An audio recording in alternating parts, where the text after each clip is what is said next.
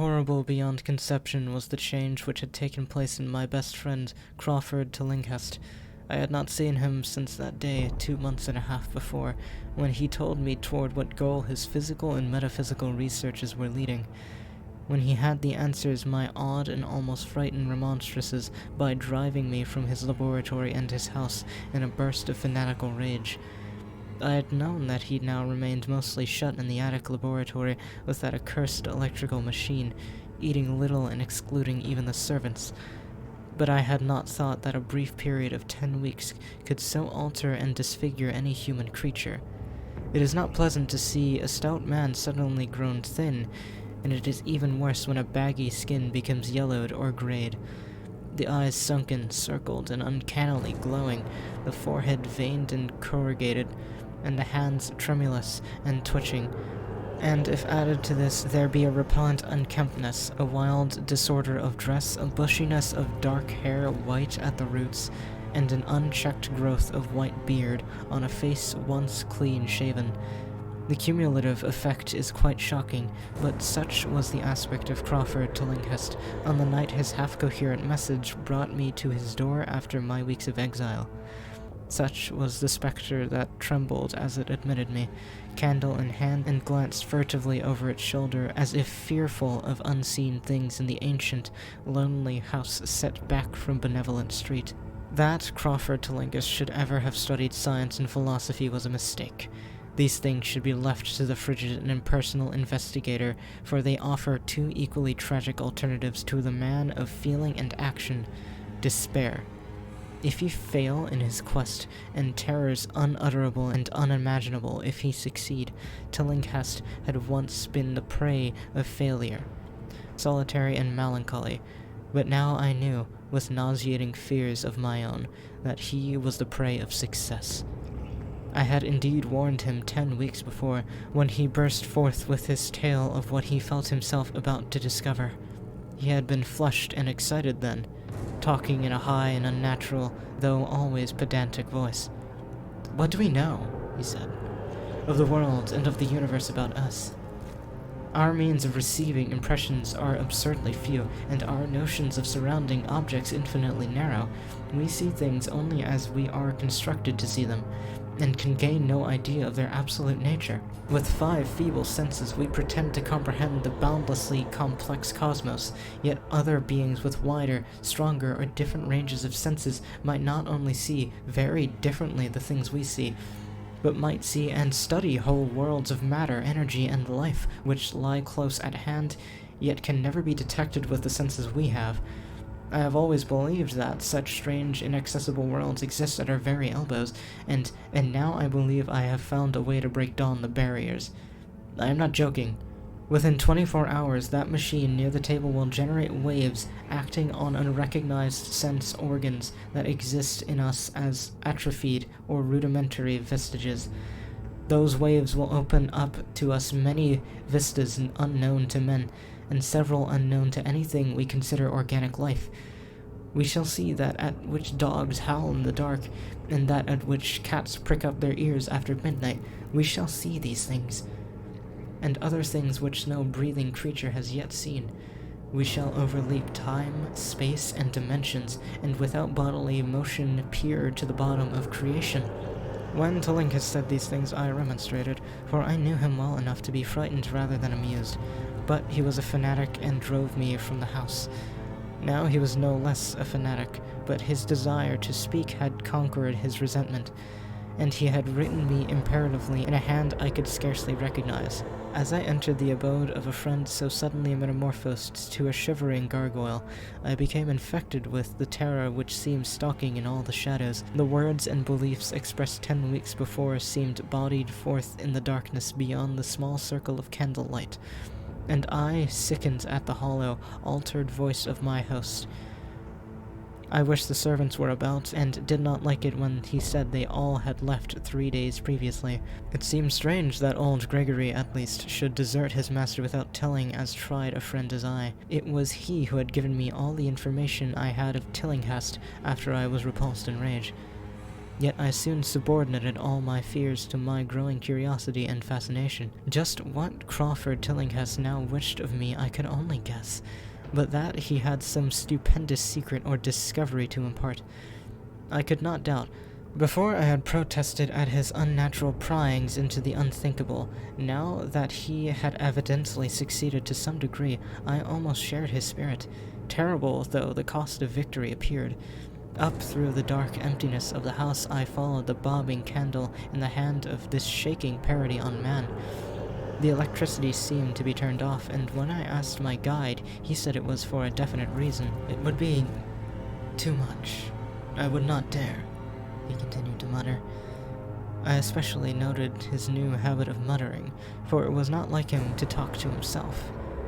We entered the laboratory in the attic, and I observed that detestable electrical machine glowing with a sickly, sinister violet luminosity. It was connected with a powerful chemical battery, but seemed to be receiving no current, though I recall that in its experimental stage it had sputtered and spurred when in action. In reply to my question, Tillinghast mumbled that this permanent glow was not electrical in any sense that I could understand. He now seated me near the machine, so it was on my right, and turned a switch somewhere below the crowning cluster of glass bulbs. The usual sputtering began, turned into a whine, and terminated in a drone so soft as to suggest a return to silence. Meanwhile, the luminosity increased, waned again, then assumed a pale, utter color or blend of colors which I could not neither place nor describe. Tillinghast had been watching me and noted my puzzled expression. "Do you know what that is?" he whispered. "That is ultraviolet." He chuckled oddly at my surprise. "You thought ultraviolet was invisible, and so it is. But you can see that and many other invisible things now. Listen to me. The waves of that thing are waking 1,000 sleeping senses in us, senses which we inherit from aeons of evolution, from the state of detached electrons to the state of organic humanity. I have seen the truth, and I intend to show it to you. Do you wonder how it will seem? I will tell you." Here Tillinghast seated himself directly opposite of me, blowing out his candle and staring hideously into my eyes. "Your existing sense organs. Ears first, I think. Will pick up many of the impressions, for they are closely connected to the dormant organs. Then there will be others. You have heard of the pineal gland. I laugh at the shallow endocrinologist, fellow dupe and fellow parvenu of the Freuden. That gland is the great sense organ of organs, and I have found it. It is the sight in the end, and transmits visual pictures to the brain. If you are normal, that is the way you ought to get most of it. I mean, get most of the evidence from beyond." I looked about the immense attic room with the sloping south wall dimly lit by rays which the everyday eye cannot see. The far corners were all shadows, and the whole place took on a hazy unreality which obscured its nature and invited the imagination to symbolism and phantasm. During the interval that Tillinghast was silent, I fancied myself in some vast incredible temple of long-dead gods, some vague edifice of innumerable black stone columns reaching up from a floor of damp slabs to a cloudy height beyond the range of my vision. The picture was very vivid for a while, but gradually gave way to a more horrible conception, that of utter, absolute solitude in infinite, sightless, soundless space. There seemed to be a void and nothing more, and I felt a childish fear which prompted me to draw from my hip pocket the revolver I carried after dark since the night I was held up in East Providence. Then from the furthermost regions of remoteness, the sound softly glided into existence. It was infinitely faint, subtly vibrant, and unmistakably musical, but held a quality of surpassing wildness which made its impact feel like a delicate torture of my whole body. I felt sensations like those one feels when accidentally scratching around glass. Simultaneously, there developed something like a cold draught, which apparently swept past me from the direction of the distant sound. As I waited breathlessly, I perceived that both sound and wind were increasing, the effect being to give me an odd notion of myself as tied to a pair of rails in the path of a gigantic approaching locomotive. I began to speak to Tillinghast, and as I did so all the unusual impressions abruptly vanished. I saw only the man the glowing machines, and the dim apartment. Tillinghast was grinning repulsively at the revolver which I had almost unconsciously drawn, but from his expression I was sure he had seen and heard as much as I, if not a great deal more. I whispered what I had experienced, and he bade me to remain as quiet and receptive as possible. "Don't move," he cautioned. "For in these rays we are able to be seen as well as to see. I told you the servants left, but I didn't tell you how. It was that thick-witted housekeeper. She turned on the lights downstairs after I warned her not to, and the wires picked up some sympathetic vibrations. It must have been frightful. I could hear the screams up here in spite of all I was seeing and hearing from another direction. And later, it was rather awful to find those empty heaps of clothes around the house. Mrs. Updike's clothes were close to the front hall switch. That's how I know she did it. It got them all. But so long as we don't move, we're fairly safe. Remember, we're dealing with a hideous world in which we are practically helpless. Keep still." The combined shock of the revelation and of the abrupt command gave me a kind of paralysis, and in my terror from my mind again opened to the impressions coming from what Tillinghast called beyond. I was now in a vortex of sound and motion, with confused pictures before my eyes. I saw the blurred outlines of the room, but from some point in space there seemed to be pouring a seething column of unrecognizable shapes or clouds, penetrating the solid roof at a point ahead and to the right of me. Then I glimpsed the temple. Like effect again, but this time the pillars reached up into an aerial ocean of light, which sent down one blinding beam along the path of the cloudy column I had seen before. After that the scene was almost wholly kaleidoscopic, and in the jumble of sights, sounds, and unidentified sense impressions, I felt that I was about to dissolve or in some way lose the solid form. One definite flash I shall always remember. I seemed for an instant to hold a patch of strange night sky filled with shining, revolving spheres, and as it receded, I saw that the glowing suns formed a constellation or galaxy of settled shape. This shape being the distorted face of Crawford Tillinghast. At another time, I felt the huge animate things brushing past me and occasionally walking or drifting through my supposedly solid body. And I thought I saw Tillinghast look at them, as though his better trained senses could catch them visually. I recalled what he had said of the pineal gland, and wondered what he saw with his pre-natural eye. Suddenly, I became possessed of a kind of augmented sight. Over and above the luminous and shadowy chaos arose a picture which, though vague, held the elements of consistency and permanence. It was indeed somewhat familiar, for the unusual part was superimposed upon the usual terrestrial scene, much as a cinema view may be thrown upon the painted curtain of a theater. I saw the attic laboratory, the electrical machine, and the unsightly form of Tillinghast opposite of me. But of all the space unoccupied by familiar objects, not one particle was vacant. Indescribable shapes, both alive and otherwise, were mixed in disgusting disarray, and close to every known thing were whole worlds of alien, unknown entities. It likewise seemed that all the known things entered into the composition of other unknown things and vice versa. Foremost among the living objects were inky jellyfish monstrosities which flabbily quivered in harmony with the vibrations of the machine. They were present in loathsome profusion, and I saw to my horror that they overlapped, that they were semi-fluid and capable of passing through one another and through what we know as solids. These things were never still, but seemed ever floating about with some malignant purpose. Sometimes they appeared to devour one another, the attacker launching itself at its victim and instantaneously obliterating the latter from the sight. Shudderingly, I felt that I knew what had obliterated the unfortunate servants, and could not exclude the thing from my mind as I strove to observe other properties of the newly visible world that lies unseen around us. But Tillinghast had been watching me, and was speaking. "You see them? You see them? You see the things that float and flop about you and through you every moment of your life? You see the creatures that form what men call the pure air and the blue sky?